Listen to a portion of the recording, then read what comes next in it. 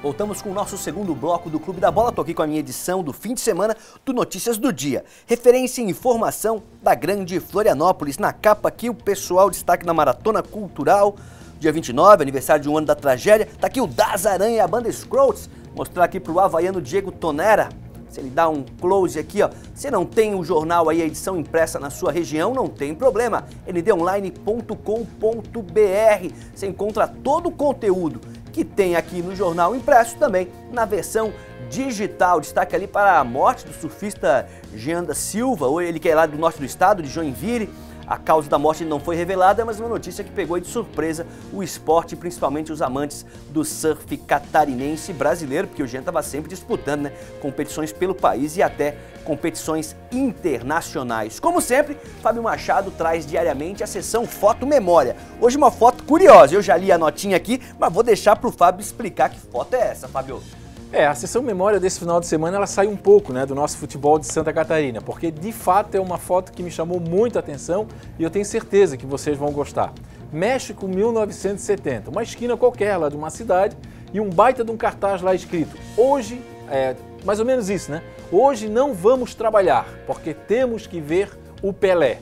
Então, o maior jogador da história do mundo, na minha avaliação, né? Tudo bem, existe a nova geração com Messi, Cristiano Ronaldo, mas o maior foi o Pelé inquestionavelmente. E ele tinha esse talento, né? Tinha esse poder aí de enfeitiçar toda uma cidade onde jogava, ou pela seleção, ou pelo Santos. Tá lá, ó. Hoje não vamos trabalhar porque temos que ver o Pelé. Pelé que inclusive interrompeu uma guerra quando o Santos fez uma excursão na África. Pelé, que inclusive foi expulso pelo árbitro, se não me falha a memória, foi no Peru.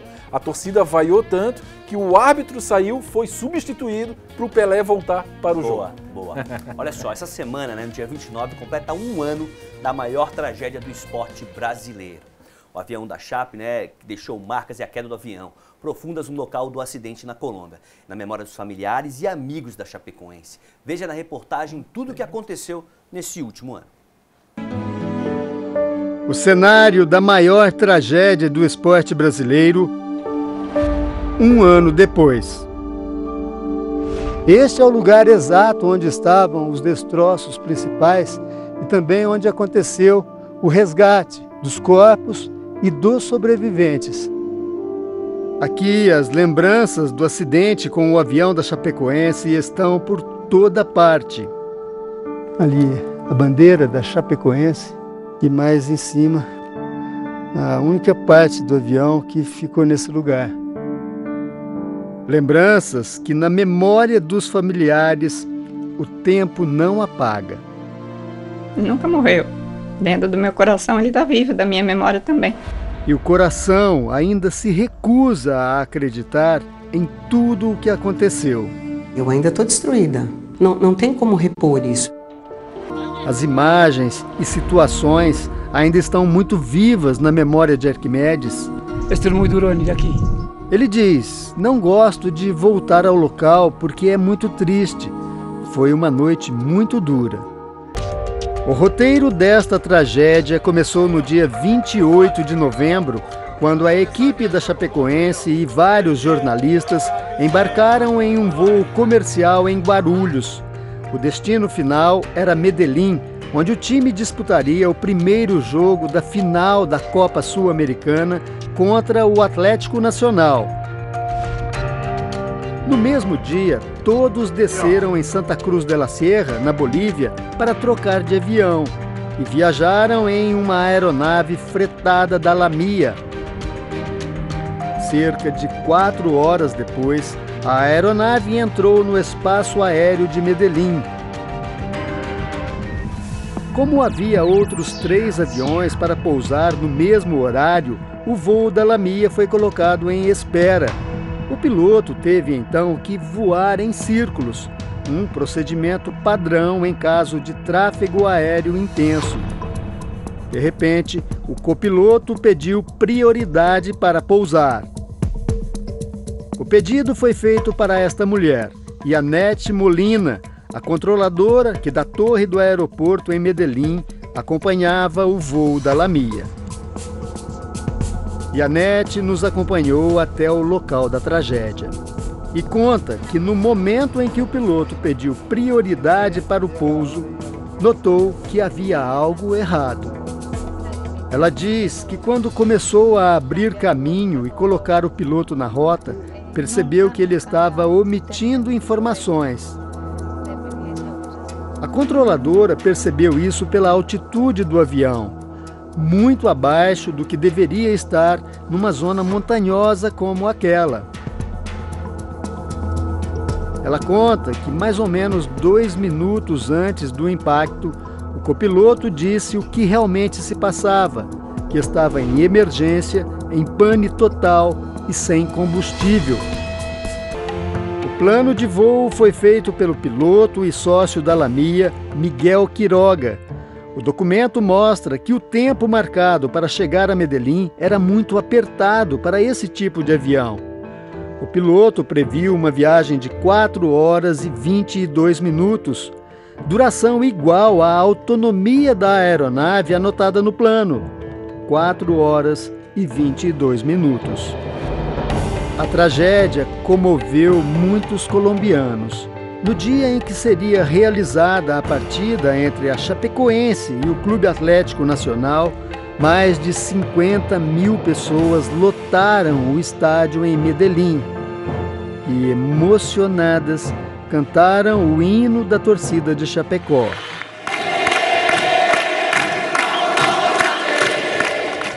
Uma emoção que permanece viva.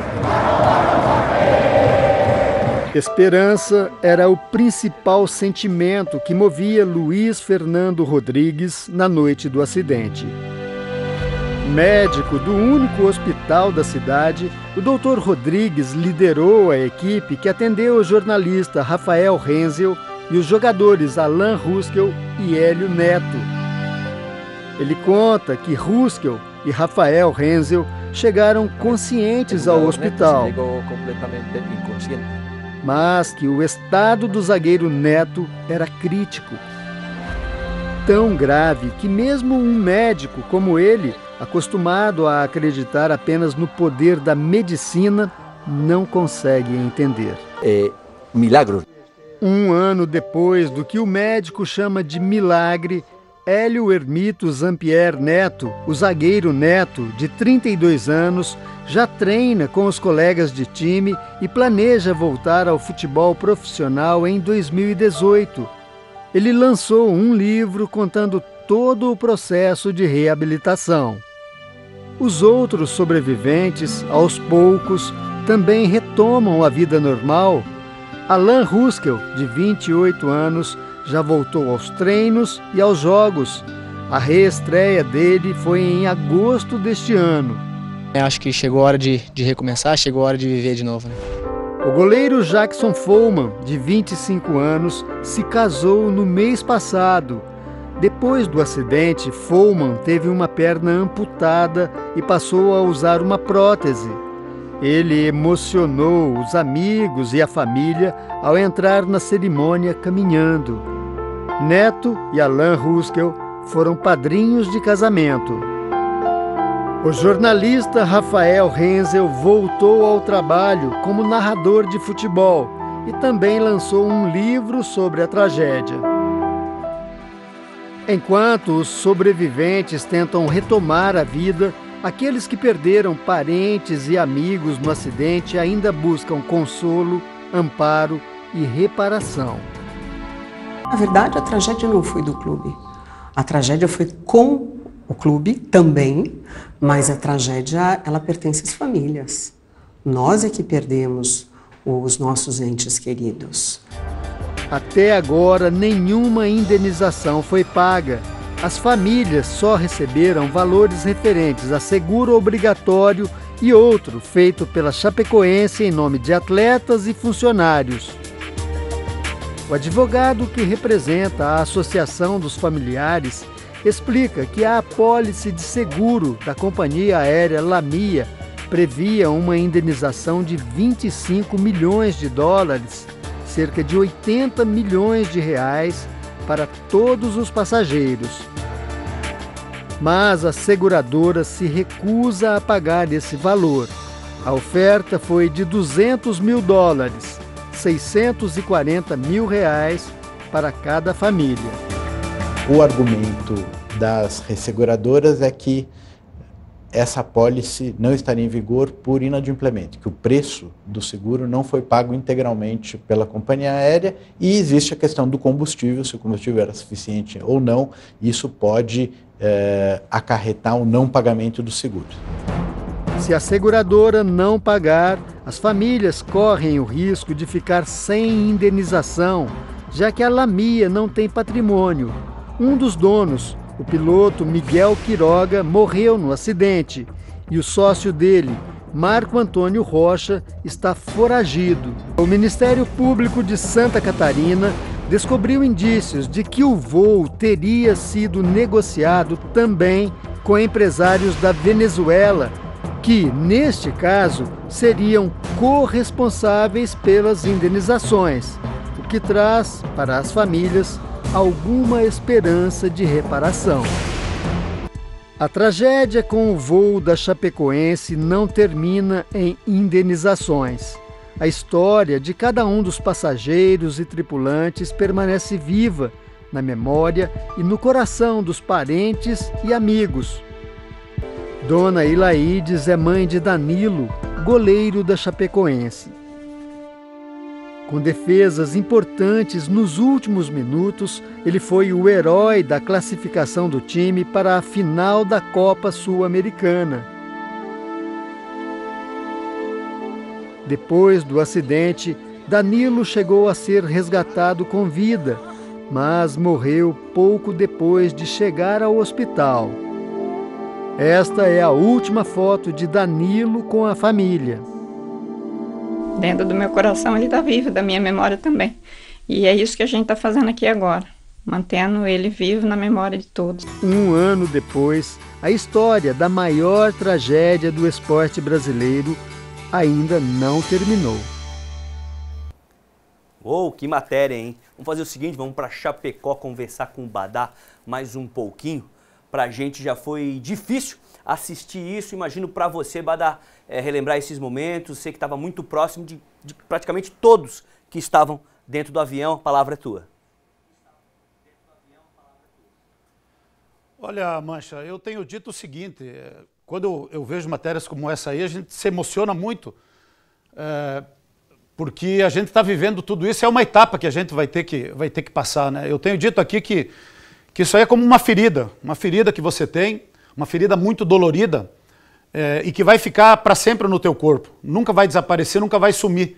Às vezes, quando você vai mexer na ferida, e ela vai voltar, ela vai aflorar na pele, né? Então, agora, se completando um ano, não adianta, é uma etapa que a gente vai passar e cada vez que você mexe nessa ferida, ela dói muito, né? Ela é muito dolorida. Mas aconteceu, eu não posso falar pelo clube. O que eu tenho visto muito, por exemplo, bela matéria, muito bem produzida, rica em detalhes, só que eu não vi ninguém do clube falar, não ser entrevistado ninguém do clube. Ali foi falado sobre as questões das indenizações. Se nós fôssemos abordar esse assunto aqui no programa, nós deveríamos ter alguém do clube aqui, do departamento jurídico, para poder defender o clube, né? E o repórter, tão competente, tão experiente, entrevistou todo mundo e não entrevistou ninguém da Chapecoense, para que o clube se posicionasse a respeito, principalmente desta questão, que é a mais polêmica, porque a dor é de todo mundo, a dor é das famílias, e cada vez que um familiar que perdeu um ente querido falar alguma coisa, eu respeito muito, porque eles sabem a dor que eles estão sentindo. Nós, que perdemos amigos de gente aqui dentro do estúdio, da RIC TV Record de Chapecó, que estava conosco aqui todos os dias, a gente sabe a dor e a tristeza que a gente sente, a saudade que a gente sente. Imagine para os familiares, né? Então, cada vez que alguém se pronunciar, algum familiar, a gente tem que respeitar, a gente tem que tolerar, né? Agora, quando se diz respeito à questão das indenizações, né, por exemplo, no Twitter está circulando aí uma publicação do José Calil, que a esposa do Kleber Santana teria dito que nada foi pago aos familiares, inclusive as despesas de velório. O clube diz que não, que tudo foi pago pelo clube, né? Não ouviu a versão do clube. Isso foi ontem. Aí hoje vai ter uma entrevista numa emissora que ele apresenta um programa da direção do clube, de alguém falando pelo clube. Deveria ter consultado o clube antes de ter divulgado isso, né? Então, tudo é muito triste, tudo é muito dolorido, né? A Chapecoense está fazendo aquilo que é possível, a Chapecoense tem as suas dificuldades, esta diretoria aí né? Nós entrevistamos durante a semana lá na Rádio Chapecó o presidente Maninho e o presidente Ivan Toso, e a gente nota a dificuldade de conduzir todo esse processo, porque a Chapecoense não pode morrer. Porque se a Chapecoense morrer, ninguém vai receber nada. Ninguém vai receber nada, aí acaba o clube, né? Então tem que dar atenção para o futebol, para manter o time, para tocar a vida em frente, dar atenção, né? E foi criada 2 associações. Aqui na Chapecoense foi criada uma comissão para tratar desse assunto, que é um assunto muito delicado, com muito respeito. A Chapecoense tem muito cuidado para não magoar, para não ferir nem um familiar das vítimas, né? Só que muitas vezes se ouve um lado e não se ouve o outro, né? Mas eu, como chapecoense, cara que vive a história toda da Chapecoense, eu acho que é o desejo de todos nós, de que tudo seja resolvido. A justiça está aí para isso. Aquilo que não houver acordo, e muitos acordos estão sendo firmados, por exemplo, semana passada houve um acordo da família do Josimar com o clube, evitando mais uma ação na justiça do ex-volante Josimar. Foi feito um acordo, a Chapecoense vai pagar a família, a indenização, tudo aquilo que a família entendeu que tinha direito. Então, a Chapecoense está tentando buscar acordos, né, para também fazer a sua parte no que diz respeito à responsabilidade. E aqueles que não entendem, muitos entendem que a Chapecoense não está sendo correta, é para isso que existe a justiça, né? E a gente não quer que a Chapecoense não seja correta. A gente está cobrando muito isso aqui, que a Chapecoense, que a diretoria seja correta para tratar estas questões envolvendo os familiares, né?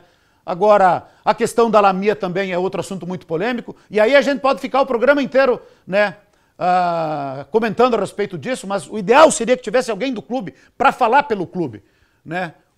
Quem indicou a Lamia, quem foi que indicou a Lamia, como que a Lamia chegou até a Chapecoense, né? Quem foi que indicou, como é que deixaram o avião na Bolívia, em Santa Cruz de la Sierra, levantar voo. A gente viu os documentos ali com a autonomia em cima do laço, não tendo nenhuma margem, né, para qualquer tipo de situação que viesse a ocorrer, como de fato ocorreu, que foi fatal. Então tem muita coisa a ser explicada. Tem muita gente que tem que dar explicação. O que eu fico um pouco mais tranquilo, e que nós já comentamos aqui no programa, alguns programas anteriores, é que o Ministério Público Federal de Chapecó, de Santa Catarina, isentou a Chapecoense de qualquer tipo de responsabilidade no que diz respeito à contratação da empresa, a contratação do voo e assim por diante. A Chapecoense ficou isenta. Outra coisa, fizemos link ao vivo. Outro dia aqui em Chapecó teve uma homenagem, sábado passado, retrasado, acho que foi sábado retrasado, tivemos link ao vivo. De todas as famílias brasileiras, apenas uma família não compareceu.